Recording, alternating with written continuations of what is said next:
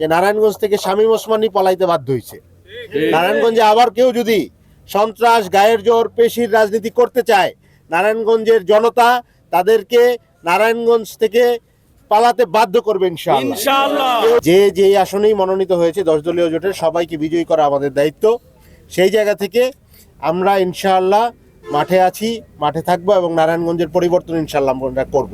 বিশেষ করে নারায়ণগঞ্জ 4 আসনে বেশ কিছু আমরা শুনতে পাচ্ছি এবং বিভিন্ন প্রার্থীর লোকজন আমাদের নেতাকর্মীদের ডাইরেক্টলি ইনডিরেক্টলি এরপর এলাকায় পাবলিকলি বলে বেড়াচ্ছেন যে ভোট এইভাবে হবে, ওইভাবে হবে, টাকায় হবে, সন্ত্রাসে হবে।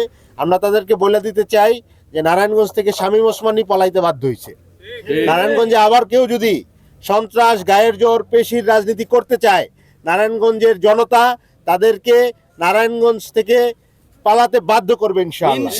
কেউ যদি আমাদের জনগণের ভোটাধিকারকে প্রশ্নবিদ্ধ করতে চায়, কেউ যদি জনগণের ভোটাধিকারকে বাধাগ্রস্ত করতে চায়, কেউ যদি জনগণের ভোটাধিকারকে হরণ করতে চায়, তাহলে ফ্যাসিস্টরা যেভাবে বাংলাদেশ থেকে নির্মূল হয়েছে, ইনশাআল্লাহ বাংলাদেশের আপামর জনতা তাদের নতুন নব্য ফ্যাসিস্টদেরও সেভাবে দমন করবে ইনশাআল্লাহ। আকিজ নিয়ে এলো বিশ্বমানের বেবি ডায়াপার মাম্মাম, কটনে সফট ম্যাটেরিয়াল, বাবুকে দেবে র্যাশ ফ্রি সুপার কমফর্ট। এখানে লেভেল প্লেইং ফিল্ডের একটি বিষয় আমি উল্লেখ করতে চাই। নারায়ণগঞ্জ 4 আসনে অনেক সন্ত্রাসী গোষ্ঠী নানাভাবে কিন্তু নির্বাচনকে নানাভাবে নির্বাচনী পরিবেশকে নষ্ট করার জন্য, যে সেন্টারগুলো আছে সেগুলোকে ঝুঁকিপূর্ণ করার জন্য নানাভাবে চেষ্টা তৎপরতা ইতিমধ্যে শুরু করে দিয়েছে।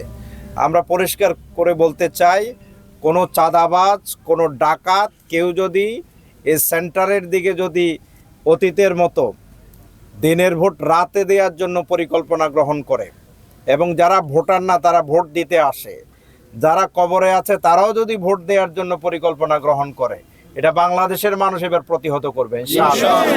এই দুঃস্বপ্ন যারা দেখছেন, আমরা মনে করব যে তাদেরকে চিন্তা করার জন্য এবং নিজেকে নিয়ে ভাবার জন্য, দেশ নিয়ে ভাবার জন্য।